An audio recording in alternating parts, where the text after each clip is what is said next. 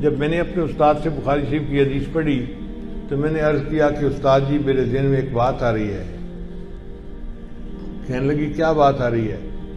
میں نے کہا کہ پنجابی میں کہتے ہیں کہیں نو کہیں دی تے بلی نو دہیں دی، کہ کسی کو کسی کی فکر ہوتی ہے اور بلی کو ہر وقت دہی کی سوچ ہوتی ہے جو اس کا غم یہی۔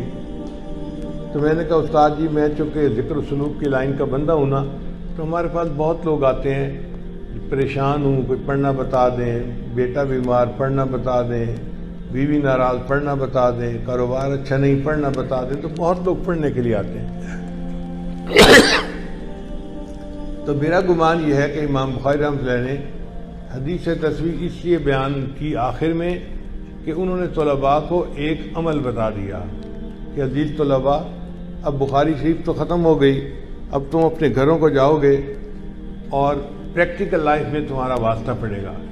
کوئی بندہ جاب کرے گا، کوئی کاروبار کرے گا، کوئی قرضوں میں پھنسے گا، کوئی مشکل میں پھنسے گا، تو پریشان ہو کے کہے گا کہ بھائی میں اب کیا کروں ان حالات کے مسئلوں سے نکلنے کے لیے۔ بچیاں جائیں گی اپنے گھروں میں، ماں باپ ان کے رشتے کر دیں گے، مگر کچھ بچیاں ایسی بھی ہوں گی کہ تعلیم بھی مکمل ہو گئی، شادی کی عمر کو بھی پہنچ گئی، مگر رشتے نہیں آتے۔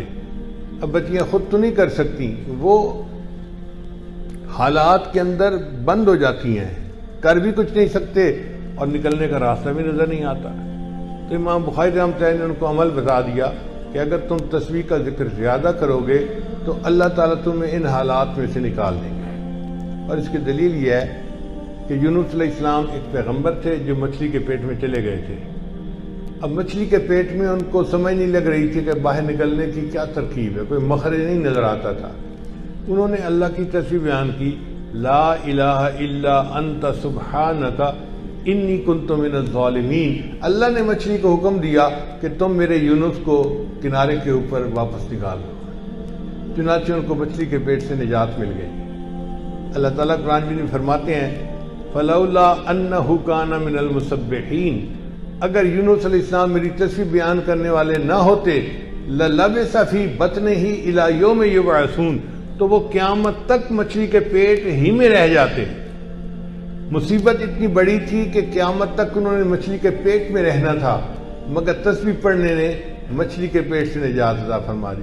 تو کئی مرتبہ لوگ قرض کی مچھلی کے پیٹ میں پھنس جاتے ہیں، نکلنے کا راستہ نظر نہیں آتا۔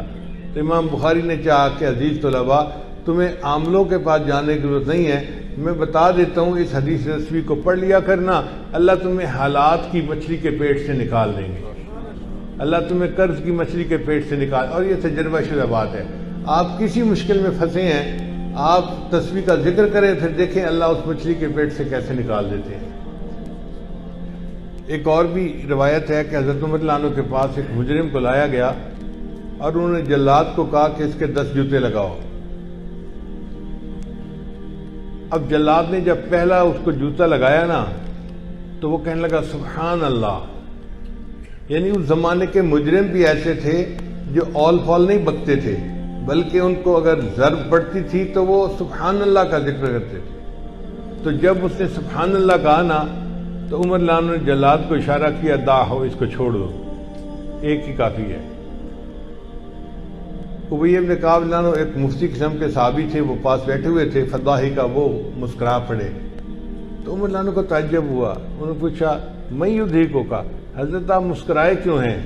ان کا والذی نفسی بیدہ، قسم ہے اس ذات کی جس کے قبضے میں میری جان ہے، سبحان اللہ کے ذکر نے اس بندے کی سزا میں کمی کروا دی۔